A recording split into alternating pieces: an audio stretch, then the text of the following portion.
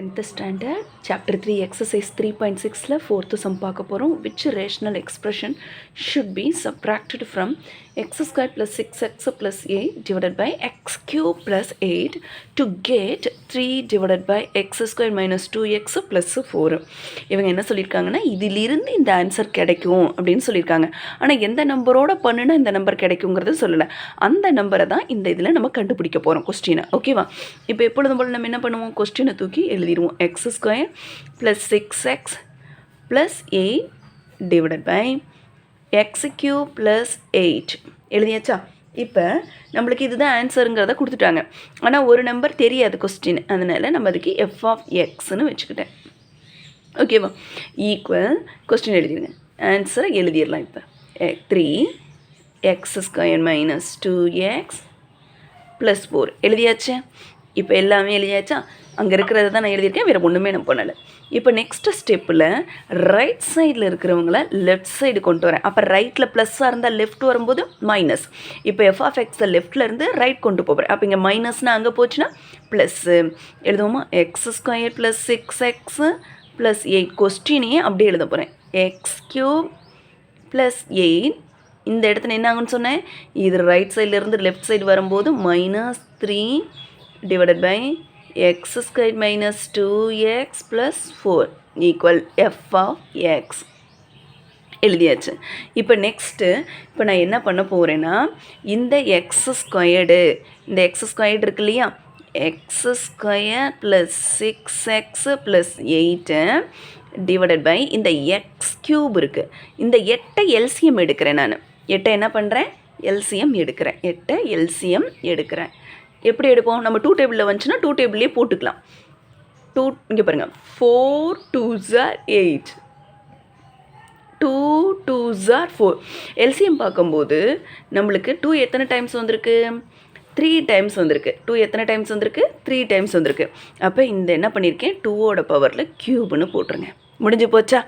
இப்போ minus 3 divided by x square minus 2x plus 4 equal to f x எழுதியாச்சா? Next step இப்போ நம்ம என்ன பண்ண போகிறோன்னா, இந்த 8க்கு ட்ரீ ஃபேக்சர் பார்க்க போகிறோம். 8க்கு என்ன பார்க்க போகிறோம், ட்ரீ ஃபேக்சர். ட்ரீ ஃபேக்சர்னால் நம்மளுக்கு மல்டிப்ளை பண்ணும்போது இந்த நம்பர் வரணும். 4 2s are 8. அதே மாதிரி இந்த ரெண்டு நம்பரையும் ஆட் பண்ணும்போது நம்மளுக்கு என்ன வந்திருக்கு, 6 வந்திருக்கு. 6ங்கிறது இங்கேயும் வந்திருக்கா, சென்டரில் வந்திருக்கா. நம்ம எடுக்கக்கூடிய நம்பருக்கு ட்ரீ ஃபேக்சர் பார்க்குறோம். அது ரெண்டையும் மல்டிப்ளை பண்ணியாச்சு. ரெண்டு பேர்த்தையும் ஆட் பண்ணும்போது இந்த சென்டர் நம்பர் வருதான்னு பார்க்கணும். வருது. அப்போ ரெண்டுக்கும் சைன் இங்கே பாருங்கள், இங்கே ப்ளஸ் சைன் இருந்தால் இங்கேயும் போத்துக்குமே நீ ப்ளஸ் சைன் கொடுத்துக்கலாம். அப்போ எப்படி எழுத போகிறேன்னு பாருங்கள், x plus 4 x plus 2 divided by இங்கே பாருங்களேன், இப்போ எக்ஸ் கியூப் ப்ளஸ் 2a கியூப்னு இருக்குது. இதுக்கு நம்ம ஒரு ஃபார்முலாவை யூஸ் பண்ண போகிறோம். என்ன formula, a cube plus b cube. A cube plus b கியூபோட ஃபார்முலா என்னது, a plus b a square minus a b plus b square வந்துருச்சுங்களா? நல்லா கவனிச்சுக்கணும். A cube plus b cube அப்படி தானே இருக்குது. A cube plus b cube, a plus b, a square minus a b plus b square அப்படின்ட்டு இருக்குது. இப்போ அப்படி இருந்தால் நம்ம என்ன பண்ணுவோம், இந்த இதுக்கு எழுதும்போது ஏவோட வேல்யூலாம் இங்கே நீ என்னென்னு எடுத்துக்கணும், எக்ஸ்.